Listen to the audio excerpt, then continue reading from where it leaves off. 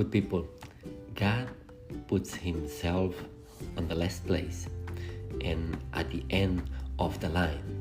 From the perspective of the Gospel of Luke chapter 14 verses 7 to 14, Jesus addressed two parables. The first one, he addressed to those who are invited to a banquet and exhorts the people to not to put themselves on the first places. Have you ever wondered if there is some guest more important than you and the host come and ask you to give up the seat?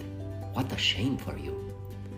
Today, it's not much different, nothing much changed, because we are in a race to be in the first places and to be the most important people. Jesus confronts our selfish pride, and Jesus suggests you and every one of us to be humble. The humble person builds fraternity because he knows that the table of the kingdom is circular and pyramidal. Humble people are those who have the courage to assume their own reality and behave modestly. And if they don't know anything about something, they ask for help and they recognize it.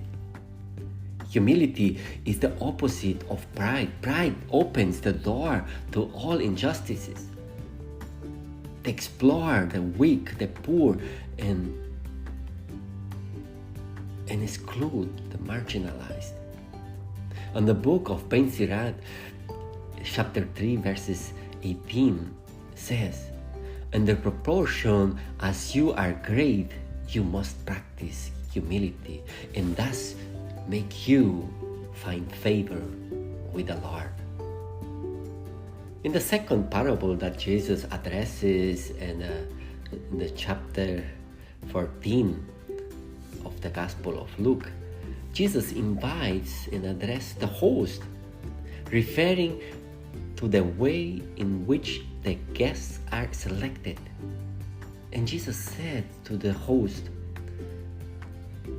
"When you offer a feast, a party, invite the poor, the lame, the blind, and you will be blessed because they cannot repay." Jesus teaches to do things not for selfish interest, but with gratuitousness. We will be happy when we invite those who cannot repay, for God himself will then be our reward. Gratuity is not the indifference of the cold human being who does things for free because he doesn't care about anything. That's pride. We must do things as a guest for the poor because the poverty touches our fraternal heart.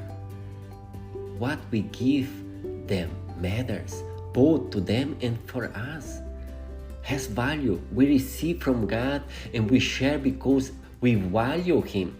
Giving what has no value is not sharing, it's a liquidation. But when we give with gratitude, we receive as a gift from God, then we are sharing the love of God.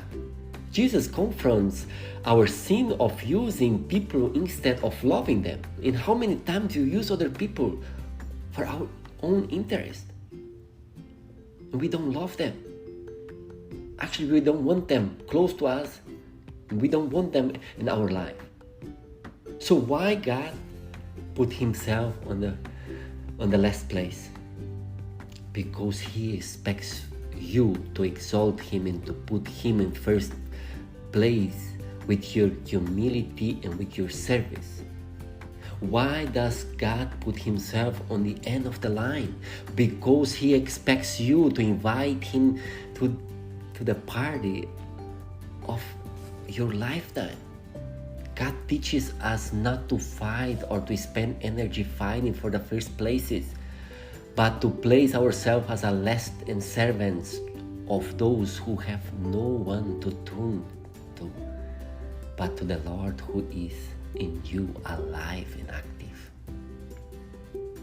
God may bless you, that you can be humble and a gratitude person for the people.